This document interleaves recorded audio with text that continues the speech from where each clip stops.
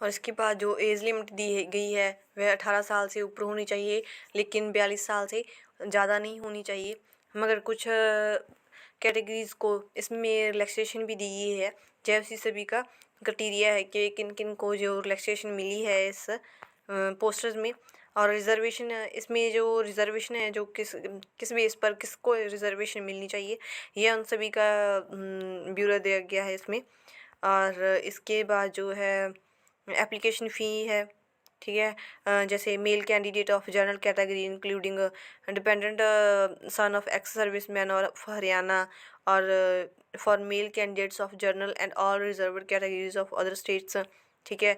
उसमें से 1000 फीस है आपको जितनी भी मेल्स हैं, ठीक है, उन सभी को। और जितनी भी फीमेल्स हैं, चाहे वो अदर स्टेट की हो, चाहे वो हरियाणा स्टेट की हो, उनको जो फ़ीस देनी पड़ेगी वह 250 है। और जो मेल फीमेल हैं वो SC हैं, BC हैं, ठीक है। और उनको, और जो EWS हैं जिनके पास इकोनॉमिकली वीकर सेक्शन है जो, उनको 250 है रुपये फ़ीस देनी पड़ेगी एप्लीकेशन फ़ॉर्म की जो। और इसके बाद जो PWD है, ठीक है, जो डिसेबल पर्सन है उन्हें कुछ भी नहीं देना पड़ेगा। इस तरह से आप जो भी ये क्राइटेरिया है आप इसे अच्छे से देख लें, ठीक है। इसके बाद ही आप अप्लाई करें। ये बहुत बड़ी वैकेंसी है, आप इसको अप्लाई कर सकते हैं। और अगर आपको ऐसी नई नई वैकेंसीज़ के बारे में जानकारी लेनी है तो हमारे YouTube channel government and part time vacancy को ज़रूर सब्सक्राइब करें। अगर वीडियो अच्छी लगी हो तो लाइक और शेयर ज़रूर करें। Thank you so much. Hello everyone, स्वागत है आपका आपके YouTube channel government and part time vacancy में। उम्मीद करती हूँ कि आप सब बहुत बढ़िया होंगे। जैसा कि आप सभी को पता ही है कि हम हमारी हर वीडियो में जो भी नई नई वैकेंसीज आती हैं उनकी इन्फॉर्मेशन आपके साथ शेयर करते हैं। और आज की हमारी इस वीडियो में हम आपके साथ जो इन्फॉर्मेशन शेयर कर रहे हैं वह हरियाणा पब्लिक सर्विस कमीशन में जो पोस्ट ग्रेजुएट टीचर्स की जो पोस्टर्स आई हैं वह है। अभी अभी हाल ही में हरियाणा पब्लिक सर्विस कमीशन ने 19 नवंबर को एक एडवर्टाइजमेंट जारी किया है पोस्ट ग्रेजुएट टीचर्स का। जो भी पोस्ट ग्रेजुएट टीचर्स की जो वैकेंसीज हैं अलग अलग सब्जेक्ट में हरियाणा कैडर की आ रही हैं। और इसकी जो ओपनिंग डेट है एप्लीकेशन फॉर्म को फिल करने की जो ओपनिंग डेट है वह 21 नवंबर है। और इसकी जो लास्ट डेट है जब तक आप एप्लीकेशन फॉर्म लास्ट डेट है वह है 12 दिसंबर। और इसके बाद हरियाणा पब्लिक सर्विस कमीशन ने कुछ इंपॉर्टेंट इंस्ट्रक्शंस दिए हैं। वह है candidate to ensure their eligibility for the post. जो भी कैंडिडेट किसी भी पोस्ट में अप्लाई कर रहा है उसे ये पूरी तरह से पता होना चाहिए कि वह इसके लिए एलिजिबल है और या नहीं। और इसके बाद जो है हाउ टू अप्लाई, आप इसे अप्लाई कैसे कर सकती हैं। अगर आप इसे अप्लाई करना चाहती हैं तो इसके जो हरियाणा पब्लिक सर्विस कमीशन के जो ऑफिशियल वेबसाइट है उस पर जाकर आप अप्लाई कर सकती हैं। और इसकी जो लास्ट डेट है वह आपको बता ही दी है मैंने, वह 12 दिसंबर है। और इसके बाद अगर आपको जो किसी भी तरह की एप्लीकेशन फॉर्म में आपको कोई भी परेशानी आती है, मुश्किल आती है, तो आप जो ये हेल्पलाइन नंबर दिया हुआ है आप इस पर कॉल कर सकती हैं। और इन्होंने हेल्पलाइन डेस्क ईमेल ID भी दी है। अगर आपको कोई प्रॉब्लम आती है तो आप इस पर अपनी ईमेल है जो वो भेज सकते हैं। और इसके बाद जो है नई नई जो वैकेंसीज आई हैं उनकी जो पोस्टर्स की नेम और कैटेगरी वाइज जो इन्होंने दिया है वह है। इसमें जो हरियाणा पब्लिक सर्विस कमीशन ने जो PGT की जो वैकेंसीज निकाली हैं वह 3863 पोस्टर्स हैं जो अलग अलग सब्जेक्ट्स की हैं हरियाणा कैडर की। जो है जैसे ये हैं कॉमर्स की हैं, ठीक है, कंप्यूटर साइंस की हैं, फाइन आर्ट्स की हैं, हिस्ट्री की हैं, मैथमेटिक्स की हैं, म्यूज़िक की हैं, फिज़िकल एजुकेशन की हैं और पॉलिटिकल साइंस की हैं। जैसे कॉमर्स की है जो वो 180 पोस्टें हैं। और जो कंप्यूटर साइंस है वह इसकी है 1633 है। और फाइन आर्ट्स की 580, हिस्ट्री की 220, मैथमेटिक्स की 250, म्यूज़िक की 80, फिज़िकल एजुकेशन की 280 और पॉलिटिकल साइंस की 240 हैं। और इन्हें कुल मिलाकर 3863 जो वैकेंसीज है वह बनती हैं। और इन्होंने आगे जो जो भी रिजर्वेशन है उनके अकॉर्डिंग इन्होंने ये सब कैटेगरी वाइज जो डिवाइड किया गया है जितनी भी पोस्टर्स हैं, ठीक है। आप इसे चेक जरूर कर लीजिएगा एक बार। और इसके बाद जो एसेंशियल क्वालिफ़िकेशन होनी चाहिए, जैसे हम सबसे पहले बात करते हैं कॉमर्स की है जो, ठीक है। कॉमर्स के लिए आपको क्या चाहिए, जो पीजीटी कॉमर्स के लिए अगर आपने अप्लाई किया है तो उसके लिए आपको क्या चाहिए, जैसे सबसे पहले हमें चाहिए एमकॉम, ठीक है। हमें एमकॉम का जो हमारे पास डिग्री होनी चाहिए, ठीक है। अगर आप अभी डिग्री कर रहे हो एमकॉम की तो ये आपके लिए वैलिड नहीं माना जाएगा, ठीक है।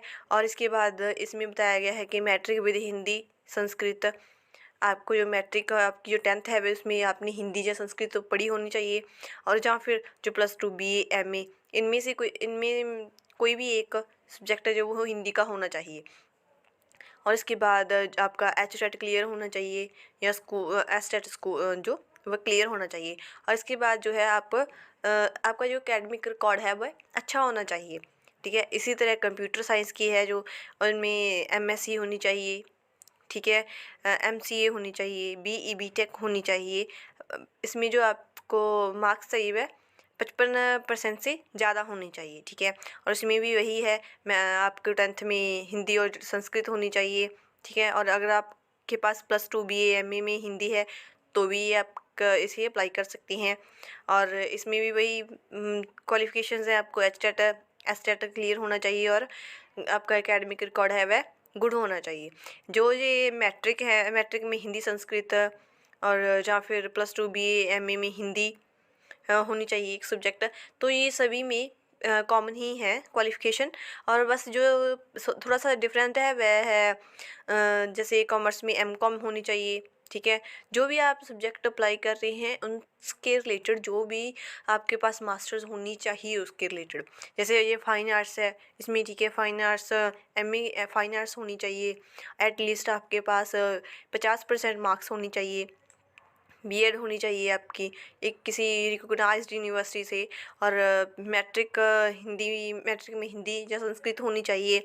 +2 बीए एमए में जहाँ इनमें से किसी में एक सब्जेक्ट हिंदी का होना चाहिए। एचटेट क्लियर होना चाहिए, एसटेट या एसएसटेट क्लियर होना चाहिए। आपका एकेडमिक रिकॉर्ड अच्छा होना चाहिए। हिस्ट्री में एमए हिस्ट्री होनी चाहिए, आपके 50% मार्क्स होने चाहिए आपके, ठीक है। वही सब आ जाता है इनमें भी कि 10th में आपके पास हिंदी या संस्कृत होनी चाहिए, ठीक है। एचटेट या एसटेट क्लियर होना चाहिए, आपका एकेडमिक रिकॉर्ड है वह अच्छा होना चाहिए। और इसके बाद जो मैथमेटिक्स है उसमें एमए मैथमेटिक्स और या एमएससी होनी चाहिए, ठीक है। और आप इसमें से भी एटलीस्ट 50% जो मार्क्स हैं वह होने चाहिए आपके, ठीक है। बीएड होनी चाहिए, बीएड तो सभी में सेम ही है, बीएड सभी में चाहिए। और वैसे ही संस्कृत होनी चाहिए या हिंदी होनी चाहिए, ठीक है। एचटेट क्लियर होना चाहिए या एसटेट क्लियर होना चाहिए, आपका एकेडमिक रिकॉर्ड भी गुड होना चाहिए। इसी तरह म्यूज़िक में है, म्यूज़िक में भी एमए म्यूज़िक होने चाहिए, एटलीस्ट 50% मार्क्स होने चाहिए आपके। और जो बीएड है वह किसी रिकॉग्नाइज्ड यूनिवर्सिटी से होनी चाहिए। और जो मैट्रिक में हिंदी संस्कृत होनी चाहिए वही है, या +2 या बीए या एमए में हिंदी होना चाहिए। और इसके बाद एचटेट या एसटेट क्लियर होना चाहिए। और गुड आपका एकेडमिक रिकॉर्ड है वह गुड होना चाहिए। इसी तरह फिज़िकल में है, एमए फिज़िकल होनी चाहिए और एमपीएड होनी चाहिए, एटलीस्ट 50 मार्क्स तो होनी चाहिए। और आपके पास बीपीएड होनी चाहिए, ठीक है। और जहाँ डिप्लोमा डीपीएड होनी चाहिए, ठीक है। डिप्लोमा इन फिज़िकल एजुकेशन होना चाहिए, किसी रिकॉग्नाइज्ड यूनिवर्सिटी से होना चाहिए। और इसमें भी वही है, मैट्रिक में हिंदी होनी चाहिए या संस्कृत होनी चाहिए, या फिर +2 बीए एमए में हिंदी का एक सब्जेक्ट होना चाहिए। और एचटेट और एसटेट क्लियर होना चाहिए, एकेडमिक रिकॉर्ड गुड होना चाहिए। और इसके बाद है पॉलिटिकल साइंस, पॉलिटिकल साइंस में एमए पॉलिटिकल होनी चाहिए, एटलीस्ट 50 मार्क्स तो होनी चाहिए। बीएड होनी चाहिए किसी रिकॉग्नाइज्ड यूनिवर्सिटी से, और मैट्रिक होनी चाहिए, ठीक है। मैट्रिक में हिंदी संस्कृत होनी चाहिए आपकी। और अगर ये है, अगर +2 बीए एमए में आपके पास हिंदी है तो भी आप इसे अप्लाई कर सकते हैं, ठीक है। और आपके पास एचटेट और एसटेट का सर्टिफिकेट होना चाहिए कि आपका ये क्लियर है, आपका एकेडमिक है जो वह गुड होना चाहिए, ठीक है। और इसके बाद जो ये है कि क्लोजिंग डेट है वह 12 है, 12 तक ही आप अप्लाई कर सकती हैं इसे। और इसकी जो स्केल ऑफ पे है वह आपको मिलेगा, ठीक है, 47,600 से लेकर 1,51,000 तक मिलेगा आपको।